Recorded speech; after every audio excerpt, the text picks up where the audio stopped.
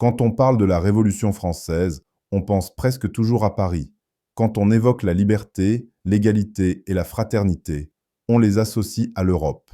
C.L.R. James nous oblige à regarder ailleurs et à affronter une vérité dérangeante. La révolution la plus radicale, la plus complète et la plus victorieuse de cette époque a eu lieu dans une colonie noire, Haïti. Les Jacobins noirs n'est pas un simple livre d'histoire. C'est une intervention politique, une rectification et une affirmation claire. Les peuples noirs ont toujours été des acteurs de l'histoire mondiale, jamais de simples figurants. Aujourd'hui, plutôt que de raconter à nouveau toute l'histoire de la révolution haïtienne, nous allons nous concentrer sur pourquoi James a écrit ce livre, ce qui le rend révolutionnaire et pourquoi il reste essentiel aujourd'hui. Pourquoi C.L.R. James a écrit Les Jacobins noirs? James publie Les Jacobins noirs en 1938, à une époque où le colonialisme domine encore la majeure partie de l'Afrique et des Caraïbes. À ce moment-là, Haïti est présenté comme une anomalie historique. Les Africains réduits en esclavage sont décrits comme passifs. Les révolutions européennes sont vues comme les seules sources de la modernité politique. Petite pause. Si tu crois que reprendre notre histoire est un acte de résistance, si tu refuses le silence des récits coloniaux, si tu veux que ces voix ne disparaissent plus jamais, alors like cette vidéo, abonne-toi et partage-la autour de toi. Chaque geste, même petit, fait grandir ce mouvement.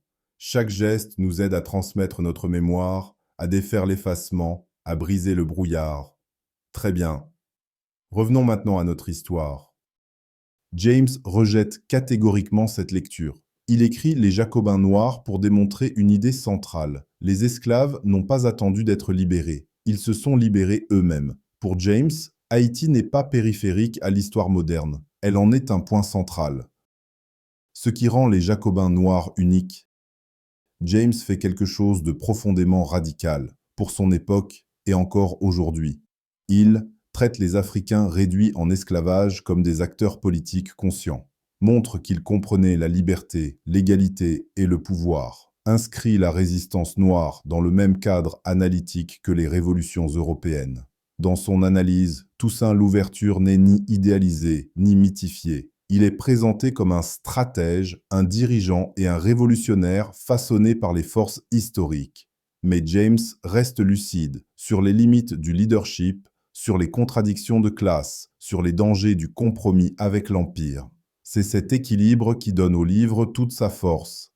James souligne une autre vérité fondamentale, toujours d'actualité. La révolution haïtienne a terrifié les puissances européennes, non seulement parce qu'elle abolissait l'esclavage, mais parce qu'elle prouvait que des peuples réduits en esclavage pouvaient s'organiser, gouverner et vaincre. En réponse, Haïti est isolé, puni économiquement, forcé de payer des réparations à ses anciens esclavagistes.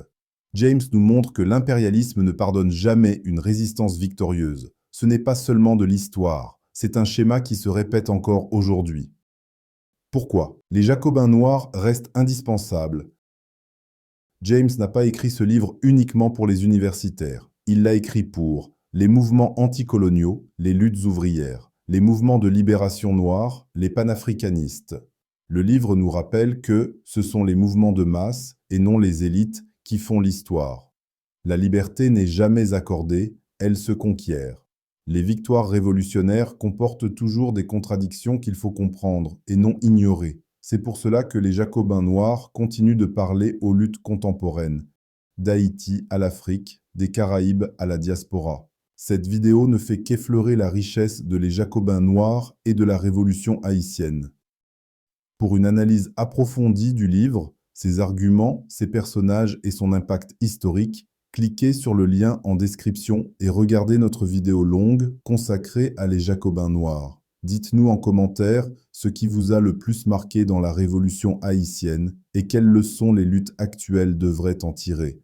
Si cet épisode t'a éclairé, ému ou révolté, nous t'invitons à liker, partager et t'abonner. Chaque geste aide ces voix, ces histoires, ces vérités à voyager plus loin. La connaissance est un champ de bataille et tu fais partie de ce combat. Merci d'avoir écouté. On se retrouve dans la prochaine vidéo.